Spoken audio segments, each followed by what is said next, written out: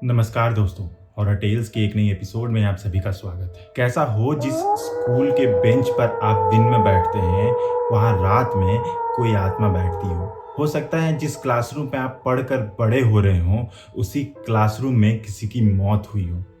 यह बात आपको नहीं पता होगी, लेकिन उस स्कूल के किसी न किसी इंसान को यह बात जरूर मालूम होगी।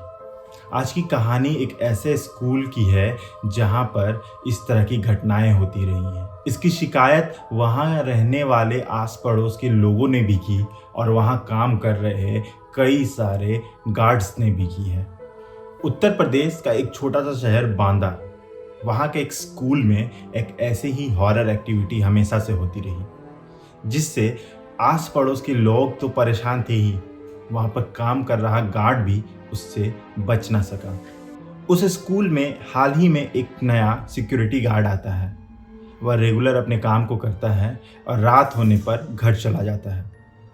स्कूल ज्वाइन करने के साथ ही उसे कई सारी सलाह दी गई, जिसमें एक महत्वपूर्ण सलाह यह थी कि फर्स्ट फ्लोर के राइट साइड वाले किसी भी कमरे में तुम्हें नहीं जाना है। पहले वह इस बात को सीरियस नहीं लेता था, कभी कभार वह उसमें दिन में घूम आता था, लेकिन वहाँ के प्रिंसिपल ने जब उसे सख्त हिदायत दी कि तुम राइट साइड के उस कमरों में नहीं जाओगे, खासकर रात में तो बिल्कुल भी नहीं, जिसके बाद वह इस बात को काफ़ी सीरियसली लेता था। उसे लगा कि शायद उस कमरे में कुछ होता होगा जो हम जैसे गरीब या छोटे लोगों को नहीं पता चलनी चाहिए। एक दिन की बात है, क्लासेस ख़त्म हो गई थी। स्कूल में कभी कभी टीचर्स अपने लिए बच्चों को एक्स्ट्रा क्लास देते थे, जिस कारण से टीचर्स और बच्चे मिलकर क्लासेस को एक्सटेंड कर दिया करते थे। एक शाम इसी तरह उस गार्ड की आंख लग जाती है। जब उसकी आंखें खुलती है तो काफ़ी देर रात हो रही होती है। वह हड़बड़ाकर उठता है और अपने स्कूल के सभी खिड़की दरवाज़ों को चेक करता है। उसे लगता है कहीं कोई चूक ना रह गई हो, कोई दरवाज़ा खुला ना रह गया हो, कोई नल बच्चे ने खुला ना छोड़ दिया हो।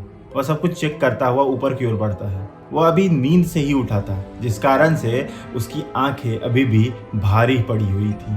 वह नींद में चलते हुए फर्स्ट फ्लोर पर जाता है, लेफ्ट साइड की सारे कमरों को चेक करता है, अब बंद करता है और वापस राइट साइड की ओर बढ़ता है। इस वक्त वह गार्ड प्रिंसिपल के द्वारा दिए गए उस हिदायत को भूल चुका था। उसे बिल्कुल भी याद नहीं था कि उसे राइट साइड के उन कमरों में जाने से रोका गया है। वह धीरे धीरे जैसे ही कदम बढ़ाता हुआ कॉरिडोर से उन कमरों की तरफ पहुंचा, उसे बच्चों की आवाज़ें सुनाई दे रही थी। ऐसा लग रहा था कि क्लासेस चल रही हैं। उसे लगा कि क्लासेस अगर चल रही हैं तो मैं एक बार देख लेता हूँ कौन से टीचर हैं और कौन बच्चे हैं जो इस समय भी पढ़ाई कर रहे हैं। वह जैसे ही उस कमरे के पास जाता है, वहाँ कोई भी नहीं होता। यह देखकर उसे बहुत आश्चर्य होता है। फिर वह मन ही मन सोचता है कि शायद मैं नींद में हूँ, इसलिए मेरे साथ ऐसा हुआ।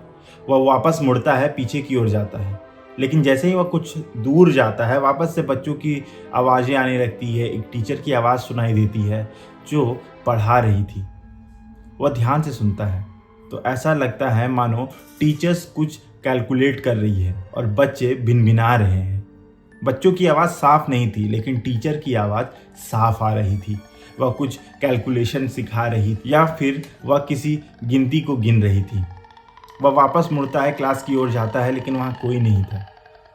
वह अंदर क्लास में घुसता है, थोड़ा और अंदर जाता है तो अंधेरे से भरा वह कमरा बिल्कुल खाली था। जैसे ही वह पलटता है, वैसे ही उसके सिर पर कुछ टच होता है। वह हड़बड़ा कर जैसे ही पीछे मुड़ता है और देखता है तो उसकी आंखें फटी की फटी रह जाती हैं। उसे दिखता है कि उसके ठीक सर के ऊपर एक महिला की लाश लटक रही है। यह देखकर उसके रोंगटे खड़े हो जाते हैं। वह उसकी आंखें जो अभी नींद से भरी हुई थी, वह फट के बाहर निकल आने को होती है। वह वहां से चिल्लाता हुआ, चोटें खाता हुआ वहां से बस भागता है। वह बेतहाशा स्कूल को खुला छोड़कर वहां से निकल जाता है और जैसे ही वह स्कूल के उन सीढ़ियों से नीचे उतर रहा होता है, उसे उन सीढ़ियों के बगल से बच्चों के रोने की आवाज़ें आती हैं। वह बिना कुछ सोचे समझे स्कूल को खुला छोड़कर उस रात को वहां से भाग जाता है। तकरीबन 3-4 दिनों के बुखार के बाद वह वापस स्कूल में आता है। प्रिंसिपल को उस रात घटी सारी घटना को बताता है, जिसके बाद वह आखिरकार रिज़ाइन दे देता है। प्रिंसिपल ने उससे इतना ही कहा कि तुम इस घटना को किसी से मत कहना। और जाते जाते उसे 2000 रुपये पकड़ा दिए। ऐसा कहा जाता है कि वह औरत जो थी वह वहीं उस स्कूल की एक टीचर थी, जिसे उसके परिवार वाले काफ़ी प्रताड़ित किया करते थे। एक दिन परेशान होकर छुट्टी के बाद उस टीचर ने उसी क्लास में सुसाइड कर लिया, जिसके बाद से वह स्कूल हॉन्टेड हो चुका था। कई घटनाएं ऐसी पड़ोसियों के साथ हुई कि रात में उसे स्कूल से रोने चिल्लाने की आवाज़ें आती थी। ये बच्चे जो रोते या चिल्लाते थे, उनकी आत्मा या फिर उनकी आवाज़ कहाँ से आती हैं ये किसी को नहीं पता था, लेकिन उस टीचर के बारे सबको पता था। टीचर्स और प्रिंसिपल्स बाहर इस बात को नहीं मानते थे, लेकिन मन ही मन उन्हें भी पता था कि यह सब उनके ही स्कूल में चल रहा है।